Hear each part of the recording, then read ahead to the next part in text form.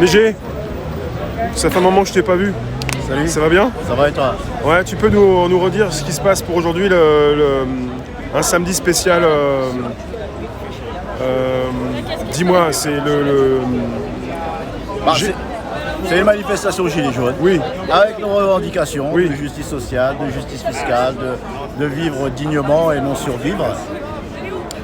Contre les avantages et les privilèges de nos politiques. Mais avec aujourd'hui un soutien particulier pour nos prisonniers politiques. Prisonniers politiques. Nos prisonniers politiques. Je ne dis pas les détenus ou les incarcérés. C'est des personnes qui ont manifesté à nos côtés, qui se sont retrouvées en prison pour X ou Y raison. Voilà. Ça mérite pas d'aller en prison pour manifester, pour garder nos acquis sociaux. Voilà. La prison, c'est hors de question. Donc ce qu'on demande aujourd'hui, c'est la libération immédiate, sans condition, de tous les prisonniers gilets jaunes ou citoyens en colère qui ont manifesté et qui sont tombés en prison. Et puis voilà, ça fait 19 mois qu'on est dans la rue maintenant. C'est pas bénin, 19 mois. 19 mois tous les samedis. Il n'y a aucun mouvement en France qui l'a fait. Il n'y a aucun mouvement en France qui l'a fait. Nous, les Gilets jaunes, on l'a fait.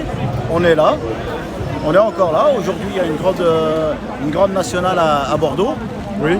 En espérant qu'elle se passera bien. Donc on est avec tous nos amis bordelais et en soutien à tous les Gilets jaunes qui vont se retrouver là-bas. Nous, ici sur Paris, voilà, on continue à essayer de faire passer le message, à essayer de faire comprendre notre message, parce que beaucoup ne comprennent pas notre message. On nous prend pour des feignants, on nous prend pour des je ne sais quoi, alors que non, on est des travailleurs. On travaille la semaine. Mais on n'y arrive pas, on est surchargé de taxes. Nos retraités, le 15 ou le 20, ils vont faire les poubelles des marchés. Nos handicapés, ils vivent avec 800 € par mois. Mais tous ceux qui me disent oui, vivre avec 800 € par mois, c'est possible, mais qu'ils essayent un mois de vivre avec 800 €, même sans le handicap. Et ils verront que c'est pas possible.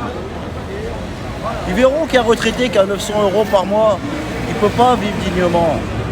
C'est pas juste d'avoir travaillé toute sa vie et de se retrouver à faire les poubelles le 15 ou le 20. Il faut qu'on se réveille.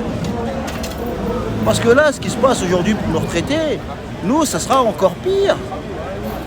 On va vivre la chose encore pire. Comment on va la vivre? Si aujourd'hui on ne dit pas stop, si aujourd'hui on ne dit pas trop c'est trop, mais comment on peut continuer à vivre comme ça? Il faut que les gens ils comprennent le message que nous, les Gilets jaunes, on essaye de faire passer. Parce que ce message, il est juste. Voilà. On veut vivre dignement. C'est pas dur à comprendre. Plus de justice sociale, plus de justice fiscale. On veut le retour de l'ISF. Pourquoi un petit artisan paierait plus d'impôts au niveau pourcentage que Total ou qu'une super multinationale? C'est pas juste. Pourquoi est-ce qu'on leur fournit actuellement des milliards et des milliards pour qu'ils, soi-disant, gardent leurs salariés, alors que, voilà, depuis des années, c'est Total, c'est Renault, toutes ces grosses multinationales, il est où l'argent qu'ils ont fait? Ils n'ont pas de réserve, ils n'ont pas de réserve stratégique, ils n'ont pas de trésorerie. Ils sont obligés de demander de l'argent public pour pouvoir garder l'emploi en France. Mais on est où là? On est où? L'évasion fiscale, c'est plus de 100 milliards. Mais il faut aller chercher tout ça, il faut aller chercher cet argent. Il faut nous remettre l'ISF.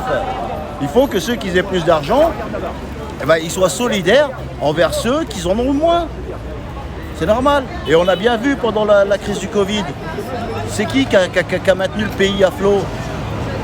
C'est ceux qui sont tout en bas, c'est les caissières, c'est les brancardiers, c'est les éboueurs, c'est tous les petits gens, comme on dit, qui ont maintenu la France à flot.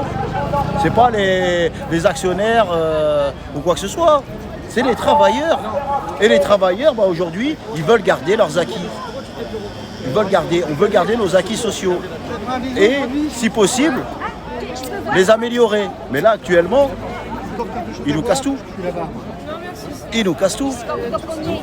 Tout ce que nos aïeux, ils ont réussi à avoir en tapant du poing sur la table, Macron, depuis qu'il est là, il est en train de tout démolir.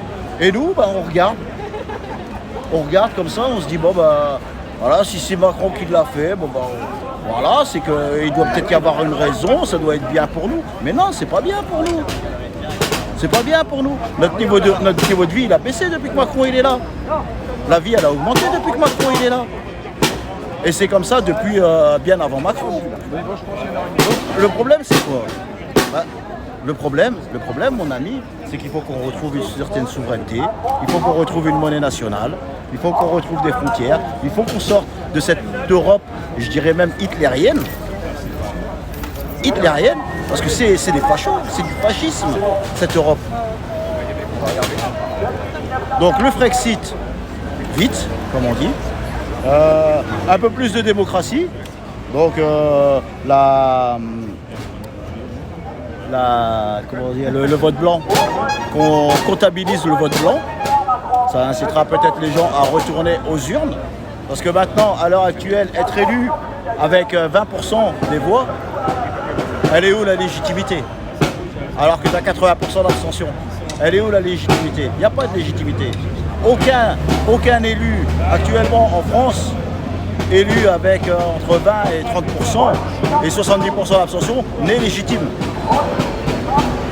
Donc on est là pour dénoncer, pour essayer aussi que le peuple ait un peu plus de pouvoir, c'est-à-dire par des référendums.